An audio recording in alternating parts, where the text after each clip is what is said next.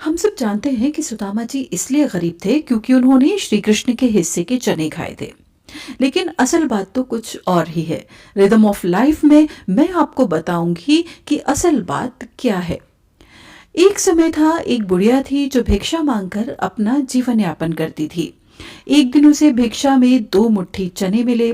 घर पहुंचते पहुंचते उसे रात हो गई। भगवान को भोग लगाकर मैं ये चने खाऊंगी, और ऐसा सोचकर उसने चने एक पोटली में बांध कर रख दिए और वो सो गई। रात को कुछ चोर उसकी कुटिया में आए, और उन्होंने जब वो पोटली देखी तो उन्होंने सोचा कि इसमें सोने के सिक्के होंगे, और वो चोर उस पोटली को उठा के वहां से चले गए।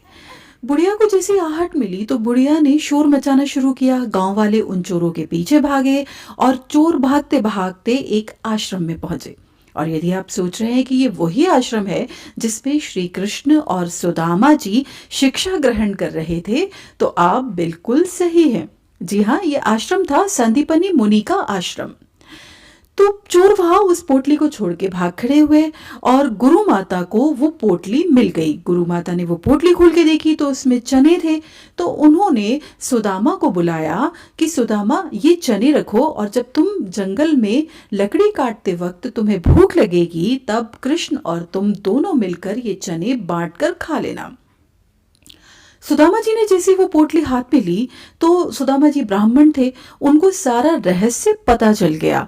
और उन्होंने सोचा कि यदि ये चने मैंने श्री कृष्ण को दिए तो उनके साथ तीनों लोग भी दरिद्र हो जाएंगे, और मैं ऐसा नहीं होने दूंगा। और यही सोचकर सुदामा जी ने वो श्री कृष्ण के हिस्से के भी सारे चने खुद खा लिए, और उन्होंने ये अपयश भी झेला कि उन्होंने उन श्री कृष्ण के हिस्से के चने खाए। लेकिन असल बात तो ये थी कि वो ये नहीं चाहते थे कि श्री कृष्ण, जो कि उनके मित्र थे, वो दरिद्र हो जाएं, गरीब हो जाएं।